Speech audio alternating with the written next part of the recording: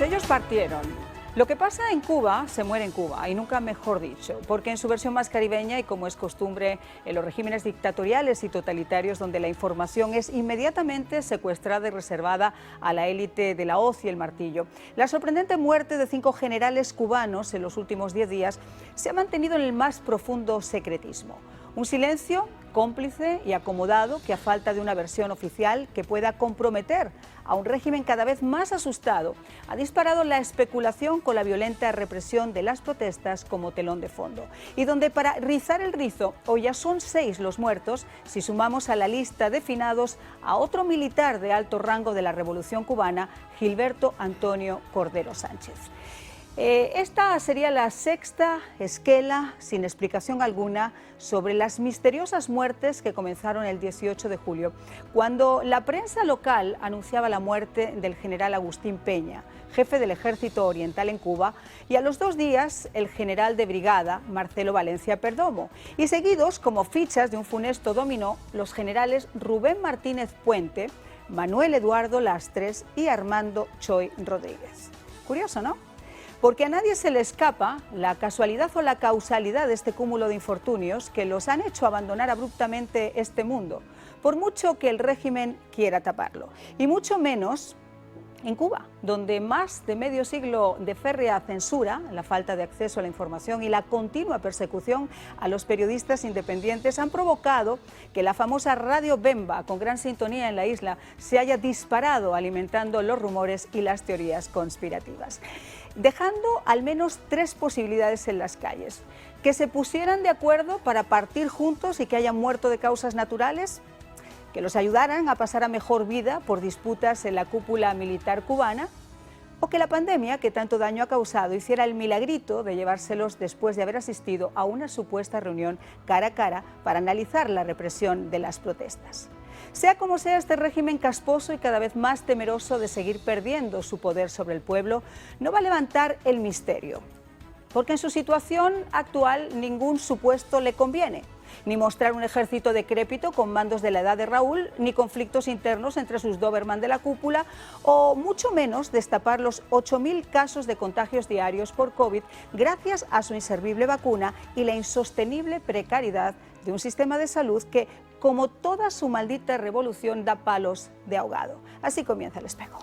Quiero presentar de inmediato a mis invitados. Está con nosotros Alexis Rodríguez, jefe de internacional del prestigioso diario español ABC, vía telefónica desde España. Muchísimas gracias, Alexis, por estar con nosotros. Muy buenas noches desde España, buenas tardes para todos aquí en Miami. Y tenemos también a Carlos Manuel Álvarez, director de la revista El Estornudo, periodista independiente y además colaborador del País. Muchas gracias por acompañarnos. Muchas gracias a ustedes por la invitación. Y vamos a comenzar con Alexis, porque él ha tenido la gentileza de vacaciones y en este horario de atender nuestro llamado, porque el diario ABC realizó una investigación muy exhaustiva con la muerte de estos generales. Te cedo la palabra para que nos pongas un poquito de luz, Alexis. Bueno, nosotros el 18 de febrero, sabes que Cuba, lo sabemos todos los que estamos vinculados con la isla, es seguramente el régimen más opaco que hay en el mundo después de Corea del Norte. En Cuba nadie se muere hasta que lo dice el Granma. Pero bueno, allí no les ha quedado más remedio que sin dar apenas información, sin que han tenido que reconocer la muerte, hacer pública la muerte de 6 importantes militares desde el 18 de julio. Ese 18 de julio nosotros en ABC ya publicábamos una larga información, un informe con fuentes del exilio y con fuentes dentro del régimen, en el que explicábamos que la situación estaba muy tensa, que desde el 11 de julio no había caído la tensión, no había disminuido la tensión entre los mandos y entre el ejército, y dábamos cuenta de que aquel fin de semana del 10 y 11 de julio fue terrible. Se vivieron en la cúpula del poder castrista escenas el Consejo de Seguridad, que se reunió de urgencia, escenas que no se habían visto nunca. Ya comentábamos la información que escribíamos el 17 de julio, que sería publicada en España el 18, ya comentábamos que había habido disensiones, peleas, fuertes discusiones, desavenencias y destituciones y dimisiones en la cúpula del poder.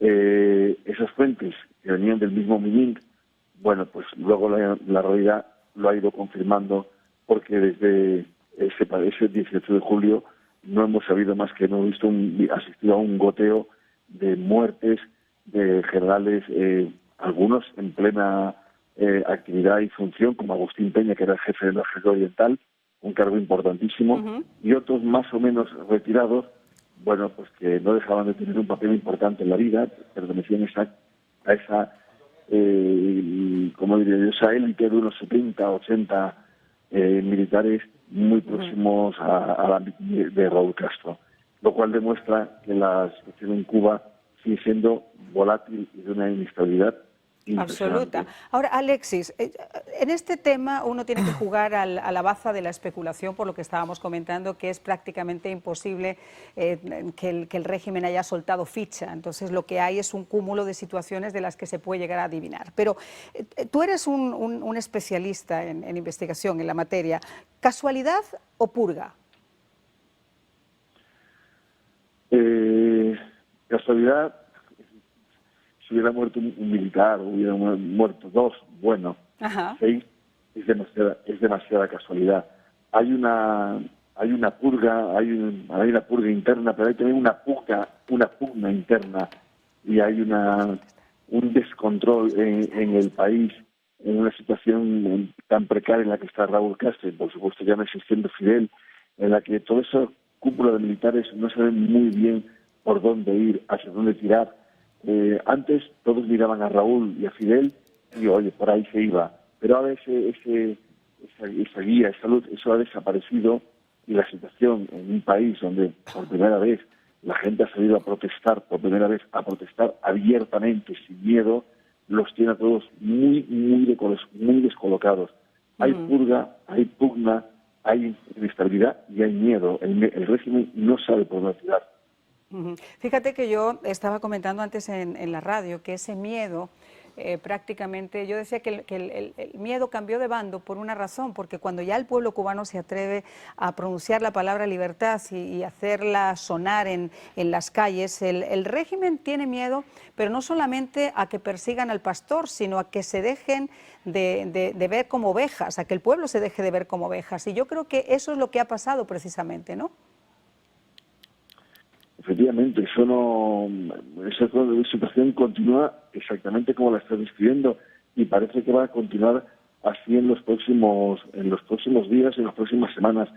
Ten en cuenta que La Habana sigue militarizada, es la zona más importante, Habana y alrededores del país, pero que también en Oriente, que aquí a vosotros, a ustedes en Miami y a nosotros en España, nos llega muy poca información, pero en Oriente desde hace más de un año y medio, y en la región de la zona de Guantánamo, se estaban produciendo ya manifestaciones, protestas y una serie de manifestaciones desconocidas, que no es como lo que pasó en Barrerito, ni lo que pasó en 1994, que estaba por el régimen, no. Una gente que está ya desesperada 10 días antes del COVID, y que eso también lo hemos explicado porque ya sabes que el régimen utiliza todos sus terminales mediáticas por todo el mundo para comentar que en Cuba no pasa nada y que lo que se está viviendo es fruto del COVID y del embargo. Exacto. Pero sí, el malestar y la situación de carestía en Cuba es terrible desde hace tiempo, y hay ya una generación, eso de la revolución y de los grandes líderes y tal, ya no está en eso, es una generación que se maneja por Internet y quiere libertad. Y eso es lo que te estaba comentando, eso es muy difícil de que estas personas, estos militares que están ahí mandando, López Calleja, Díaz-Canel, que no pinta nada, esa gente no sabe muy bien cómo lidiar con eso. No, ni lo van a saber, porque además este gigante se despertó para no volverse a quedar dormido. Alexis, muchísimas gracias, no te quiero entretener más porque sé la hora además a la que nos has atendido. Muchísimas gracias. Un placer, un saludo para toda la audiencia tuya, Marián, y un beso para todos. Gracias. La muerte acecha a estos dinosaurios, a estos generales, que van ya exactamente 6 en estos días, poco menos de 2 semanas. Pero para seguir conversando sobre esto, quiero conversar ahora con Carlos Manuel Álvarez, director de la revista El Estornudo. Él es colaborador del País, periodista independiente. Gracias de nuevo, te saludé al comienzo del programa, pero no hemos tenido oportunidad de conversar. Gracias a ti. Dime una cosa, ¿qué opinas tú sobre esto? ¿Esto es fortuito o es que los están ayudando a pasar a mejor vida? Mira, en un régimen donde la información es tan opaca, tan vaga, las especulaciones y las teorías de todo tipo siempre se van a destapar. Es muy probable que haya detrás una razón política, es decir, una pugna detrás de todo eso, pero quizás no. Quizás se trata simplemente de lo siguiente: la muerte biológica certificando la muerte histórica de una generación antediluviana que está sobrando absolutamente, ¿no?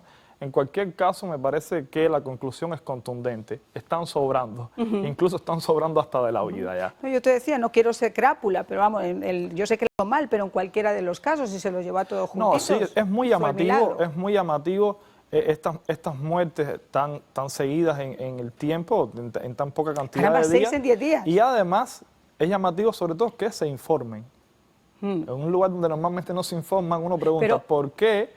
Pero no se dice la causa, solamente te dan la esquelita. Se murió, no sabemos de qué murió. Algo que puede generar justamente cualquier tipo de teoría de sospecha y de resquemor, ¿no? Lo están haciendo de manera deliberada. Oye, una cosa, ¿en Cuba se entierra o se crema generalmente?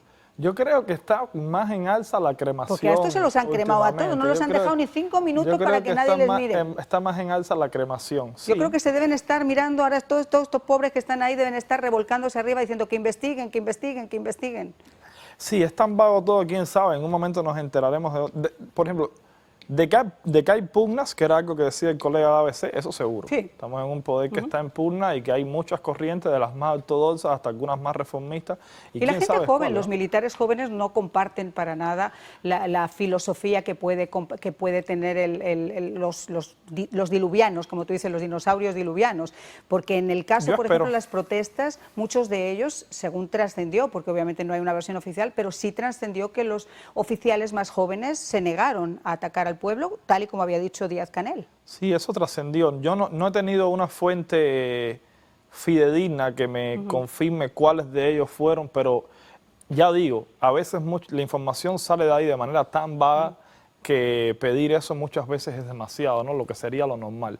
Pero en cualquier caso, yo sí creo que hay una fractura generacional evidente y que todos estos generales de octogenarios están completamente desconectados de la vida en Cuba y completamente desconectados además de la vida de sus subordinados. Eso, Yo sé que tú estás en contacto pues, con toda la gente en Cuba, sobre todo además también con la gente joven de estos nuevos movimientos que han hecho posible el comienzo de estas protestas.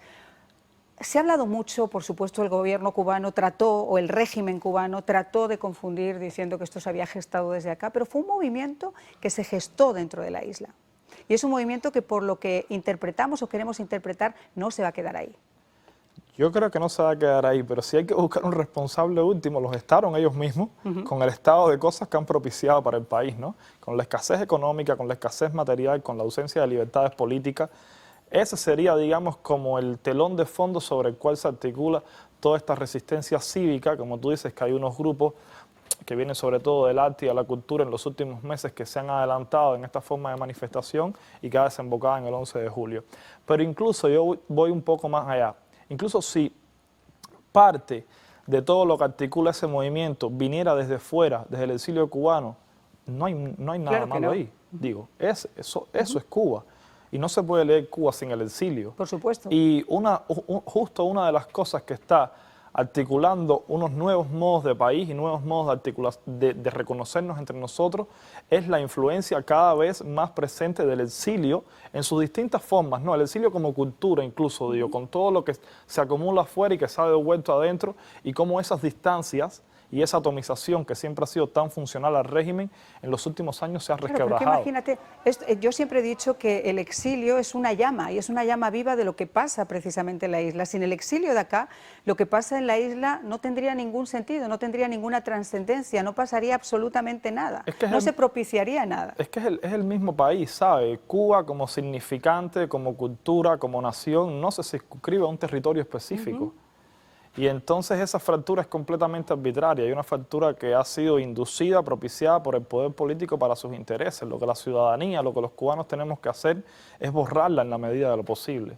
Claro, pero fíjate, siempre el exilio ha tenido para este régimen obviamente, porque es su peor pesadilla, ellos han querido aportar una imagen de un exilio malo, de un exilio vengativo, de un exilio dividido, cuando la realidad es absolutamente otra.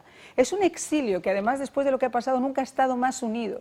Y es un exilio que a pesar de que la gente de las anteriores generaciones, la gente más grande, fueron cabezas de este exilio, en este momento están representando y llevando la bandera de toda la gente joven que está en la isla. Estoy completamente de acuerdo contigo. Primero, no hay un exilio, hay distintas olas de exilio con distintos hábitos y distintos modos que vivieron Cuba muy distintas. El exilio de los 60 no tiene absolutamente nada que ver con el exilio de Mariel, con su composición demográfica, digo. Ni siquiera, por ejemplo, con el exilio que es más cercano a mi generación, que son de las centenas de miles de personas que cruzaron por Centroamérica, por ejemplo. Y a mí me parece que en cualquier caso la configuración... Balseros del 93, ahí. Me salté esa, pero en fin, bueno, la emigración ha sido constante, con picos específicos en algunos años, pero ha sido un goteo que nunca ha parado, ¿no? Desde Camarioc, o desde el 59, desde que se empezaron a ir las primeras familias. Y yo estoy de acuerdo contigo con que la configuración de esta nueva protesta nacional en todos los órdenes tiene un rostro joven, mayoritariamente. Y eso es maravilloso, porque está sumando un demográfico que antes estaba como un poquito más ausente. Exacto. Y que toma la bandera. Y ahí hay una carga subversiva que hace todavía más difícil para un poder político octogenario, que ya va de salida, como podemos ver, incluso de salida biológica, entender absolutamente a quiénes se están enfrentando, porque hay una brecha que todavía es más amplia, ¿no?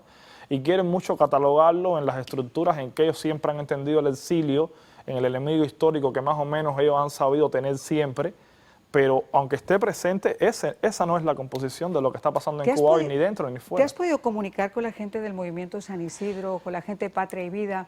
Porque yo sé que en eso consiste tu trabajo en El Estornudo. Hablo con ellos constantemente, son amigos y además de que son amigos hay una razón ahí pública de saber de ellos y de informar sobre ellos, ¿no? Entonces son las dos cosas. Algunos de ellos, las figuras relevantes como Luis Manuel Otero, claro, como Michael Osorbo, están presos ahora mismo. De todas maneras, sea a través de terceros, la gente que se comunica con ellos, cómo ellos están. ¿Cómo están? Bueno, aislados completamente. A Luis Manuel le permitieron hace 2 días una llamada. Michael, es curioso, Michael Osorbo, por ejemplo, tiene un ímpetu muy fuerte, una voluntad que para algunos de nosotros sería desconocida estando en prisión, pero estamos hablando de un joven que ha pasado 16 años de su vida en la cárcel. En un sentido, supongo que volver a prisión y ahora con una causa detrás, con un propósito, no como un vulgar delincuente como antes querían verlo, le da todavía mucho más sentido a su causa, ¿no? Y sabe que es un preso político, sabe que está pagando por, digamos, proponer unas ideas. Y ellos se mantienen como muy fuertes en ese sentido. Pero por otra parte, es muy preocupante qué puede pasar con ellos, porque evidentemente la policía política sabe que de alguna manera ellos son líderes no los pueden tocar. Y les han entregado a la gente todo el capital simbólico alrededor del cual articular esta nueva forma de protesta. Un lema como Patria y Vida, una canción, un movimiento al cual mirar. Ellos han sido parte fundamental de todo esto y de alguna manera yo creo que tenerlos a ellos ahora en la calle es un peligro que la policía política no quiere correr y por supuesto me preocupa por su integridad física, ¿no? A mí seguramente en la cárcel están muy cuidados, claro, ¿no? Sí, tendrían muchísimo cuidado porque la comunidad internacional y más son conocidos ya en todas partes. Ayer Bob Menéndez estaba hablando de ellos. Sería la excusa perfecta que se necesitaría si a ellos les pasan algo para tomar determinaciones que no se han tomado todavía. Mucho más drásticas. No, ellos saben que la vida de ellos importa mucho. Bueno, por eso Luis Manuel cuando estuvo la última huelga de hambre y sed que hizo, que ellos se encargaron todo el tiempo de descalificarla, terminó en el Calixto García con el hospital básicamente para él y con atenciones de todo tipo para intentar, ¿no?, salvarlo, porque saben que no les puede pasar nada. Carlos, yo he insistido durante todos estos días que mientras la isla tenga una voz, nosotros tenemos que hacernos eco, como sea, hablando a través de este programita, en tu caso, participando en programas, hablando con la gente. Me queda 1 minuto y medio, 2 minutos, pero yo quiero que me hagas una reflexión y que la gente de allá entienda realmente lo que se está haciendo. Mira, me gusta la idea donde dices que si hay una voz, nosotros seamos un eco, pero hay una todavía más potente que pertenece a Michael. Si ellos son un cuerpo, nosotros somos la voz. Esa es la razón por la que vengo acá, por la que estamos conversando, por la que voy a otros programas, porque me parece que hay que especificar muy bien qué tipo de lucha nos estamos enfrentando. Hay que desmontar, por otra parte, el capital simbólico que tiene Cuba para buena parte de la izquierda ortodoxa de Occidente todavía, o sea, todos los malentendidos que hay alrededor de Cuba, todos los remilgos que hay muchas veces para nombrar por su nombre la dictadura o al régimen cubano. Hay toda una pelea también intelectual y simbólica que hacer fuera de Cuba que parece que no, pero que salva vidas. Salva vidas porque cualquier manto sobre eso aumenta la represión sobre la gente que está adentro. Tú estás presentando un libro, Falsa Guerra, justo este sábado en la sede de la Iglesia Congregacional Unida de Cristo de Coral Gables. Exactamente, mi segunda novela, Falsa Guerra, que es una novela sobre el exilio, así que Miami parece más o menos un lugar idóneo para eso, ¿no? Pues de verdad te quiero agradecer muchísimo que hayas estado con nosotros, porque hay una cosa que es totalmente cierta. En esta especie de batalla que se está librando, David contra Goliat, pero tienen que tener en cuenta que detrás de David, si se siguen haciendo las cosas como se están haciendo, puede haber un ejército detrás que pueden llegar a terminar de derribar a ese gigante. Totalmente. De acuerdo. Te agradezco muchísimo por estar con nosotros. Por Repito, Falsa Guerra, este sábado en la sede de la Iglesia Congregacional de Cristo de Coral Gables. Y yo también quisiera recordarles, antes de marcharnos, que este sábado en el Bayfront Park, esta cadena, junto al alcalde de Miami, al comisionado Carollo, artistas, presentadores de televisión, bueno, nos vamos a dar cita en el Bayfront Park, como les decía, para poder hablar sobre Cuba, que se sigan escuchando voces, que se sigan escuchando canciones que sean himnos para la libertad. Abajo las cadenas, que tengan una feliz noche y nos vemos mañana.